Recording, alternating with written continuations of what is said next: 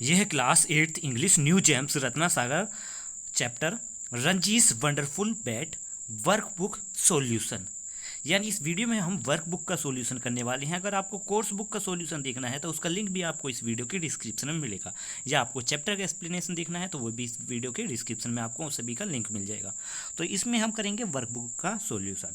तो first question इसमें exercise में आता है, fill in the blanks with the correct word from the brackets. हमें ब्रैकेट में से सही वर्ड्स को चुनना है। यहाँ पे देखेंगे, आप सेंटेंस पढ़ोगे, यहाँ पे लिखा हुआ है if you want to succeed in any sports, यानी आप किसी भी स्पोर्ट्स में सक्सेस होना चाहती हैं तो आपको क्या करना होगा, आपको बहुत ज़्यादा प्रैक्टिस करनी होगी। तो प्रैक्टिस की जो स्पेलिंग है ये है PRACTIC, जिसमें आप मेहनत करते हो तो ये प्रैक्टिस PRACTIC होता है। नेक्स्ट है question second, Zubeda started working because she want to earn money and not be dash on other. अब यहाँ पे हमें डिपेंडेंट की दो स्पेलिंग है, यहाँ पे डिपेंडेंट और डिपेंडेंट। अब यहाँ पे डिपेंडेंट में यहाँ पर डिपेंडेंट DEPENDENT जिसमें ई आता है, ये डिपेंडेंट इसका मतलब होता है निर्भर होना, कि वो पर किसी पर भी निर्भर नहीं होना चाहती है। क्वेश्चन नंबर थर्ड, यहाँ पर क्वेश्चन नंबर थर्ड है, the company had to dash the decision of high court, कि कंपनी को कोर्ट का डिसीजन मानना पड़ा। तो यहाँ पर हम एक्सेप्ट लिखेंगे, क्योंकि एक्सेप्ट होता है मानना और एक्सेप्ट के सिवाय। तो यहाँ पे हमें आया आंसर एक्सेप्ट।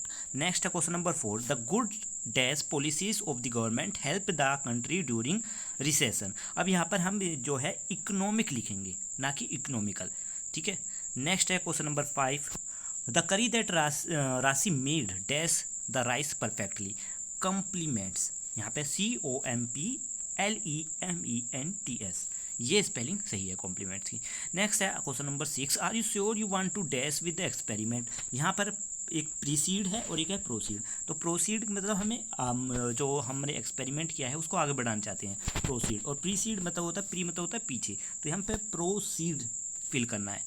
नेक्स्ट है question number B, many words in English have you change in meaning. कुछ वर्ड्स होते हैं इंग्लिश में जिनका मतलब बहुत ही अलग अलग होता है, हर अलग अलग चीज़ों में उनका अलग अलग मीनिंग होता है। जैसे कंप्यूटर में यहाँ पे दिए हुए हैं कुछ क्वेश्चन आपको देखने को मिलेंगे, इसमें कंप्यूटर में उनका कुछ और मीनिंग होता है और रियल लाइफ में उनका कुछ और मीनिंग होता है। जैसे यहाँ पे क्वेश्चन नंबर फर्स्ट में देखोगे आप, हैंडल लिखा हुआ है, एक हैंडल यहाँ पे लिखा हुआ है प्लीज़, मतलब सेंटेंस हमने बनाया है प्लीज़ हैंडल विथ केयर, ठीक है, सही से उसे इस्तेमाल करो। The handle of the cycle broke, ठीक है, एक हैंडल होता है साइकिल का। इसी तरीके से देखोगे आप कंप्यूटर में और एक रियल लाइफ में, एक वेब होता है जाला, मकड़ी का जाला। तो this there were cobwebs in the deserted house. इसी तरीके से वेब देखोगे, एक वेबसाइट होती है, it is sported as a website and starting monitoring in daily. इसी तरीके से नेक्स्ट क्वेश्चन स्वाइप। स्वाइप का दो मीनिंग होते हैं, she swipe me right across my face, ठीक है।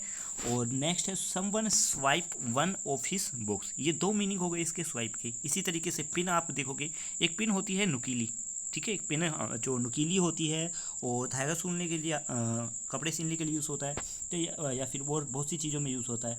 The pin is really very sharp, ये इसका सेंटेंस बना है। और एक पिन होता है जो कि पिन नंबर कहलाता है, जैसे कि आधार कार्ड का पिन हो गया, या फिर हमारे पास किसी चीज़ का पिन नंबर आता है जिसमें हम वेरीफाई करते हैं। अब आता है ग्रामेटिकल स्टडी में, rewrite this pairs of sentence as instructed with the bracket. Bracket के इंस्ट्रक्शन के हिसाब से हमें इनको चेंज करना है, इनको दोबारा से इनको सेंटेंसेस लिखना है। तो फर्स्ट यहाँ पे देखोगे कंपाउंड लिखा हुआ है, ठीक है। कंपाउंड में हम क्या करते हैं, दो सेंटेंसेस को जोड़ते हैं। यहाँ पर मैंने इन सभी के आंसर लिख दिया है। जिसमें कंपाउंड लिखा है तो उसमें कंपाउंड सेंटेंसेस हमने बनाए हैं, जिसमें कॉम्प्लेक्स लिखा हुआ है उसमें कॉम्प्लेक्स। तो 3 4 आप देख लोगे कि यहाँ पे हमने आंसर में क्या क्या फिल किया था। तो मैं ये 1 बाय 1 इसको शो करता हूँ आपके सामने। Question number 5, question number 6। अब क्वेश्चन नंबर 6 के बाद आता है right complex sentences that begin with this subordinate conjunction. अब इन्हीं वर्ड से हमें सेंटेंसेस बनाने हैं आगे, ठीक है, कॉम्प्लेक्स सेंटेंसेस बनाने हैं। तो यहाँ पे देखो क्वेश्चन दिया था आल्दो, ठीक है, Aldous is he is very rich yet he is unhappy, ठीक है। वो यहाँ तक कि वो मतलब अमीर भी है फिर भी वो दुखी है। तो इसी तरीके से सिंस का है, since she is my good friend, फिर कॉमा लगा I forgive his mistake easily. If से हमने यहाँ पे बनाया है if he does not return my book I will complain to the teacher. After से after 20 years he still had feeling for his friend. Question number 4 तक यहाँ complete होने तक हमारे पास लास्ट क्वेश्चन आता है, वो है राइटिंग पोर्शन में एक लेटर। लेटर में लिखा हुआ है, imagine that you are a part of a nature club in your neighbourhood. ठीक है, नेचर क्लब के आप पार्ट हो, ठीक है, सदस्य हो। You heard that neighbourhood park is being converted into a parking lot. अब आपको बताया गया है कि आपको पता चला है कि नेबरहुड आपके आस पड़ोस का जो पार्क है उसको पार्किंग के लिए, गाड़ी पार्किंग के लिए बनाया जा रहा है, कन्वर्ट किया जा रहा है, बदला जा रहा है। On behalf of nature club write a letter to the mayor. आपको मेजर के लिए एक लेटर लिखना है, कंप्लेनिंग करनी है that increasing lack of green space in the neighborhood and requesting him to take action to save the park। कि nature को बचाने के लिए आपको एक्शन लेना होगा, उसके लिए आपको एक लेटर लिखना है मेजर के लिए। तो यहाँ पे लिखा हुआ है जैसे राजेश वर्मा लुधियाना और 26 अगस्त 2014, यहाँ पे एड्रेस आ गया। फिर म्यूनसिपल कमिश्नर जिनको हम लिख रहे हैं वो कहाँ पे हैं, लुधियाना के म्यूनसिपल कमिश्नर को हम लिख रहे हैं डियर सर कर। Subject converting of park into parking area. Subject हम लिखते हैं लेटर में, जब हम फॉर्मल लेटर हम किसी को भेजते हैं, तो यहाँ पे हमने सब्जेक्ट है कि हमारा मेन खुद मुद्दा क्या है, converting of park into parking area.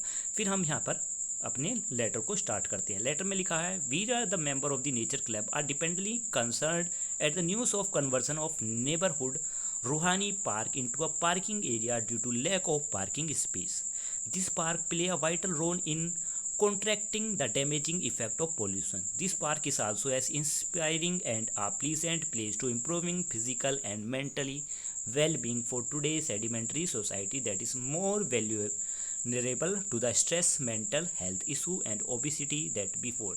This is the only park we have to meet and celebrate with family and friends. It is an excellent place for refreshment and relaxation. I would therefore request you to seriously reconsider this decision and take some prompt action to save the park. Yours sincerely, और यहाँ पे मैंने अपना नाम लिख दिया है गलती से, ठीक है, अर्नव स्टडी जानना।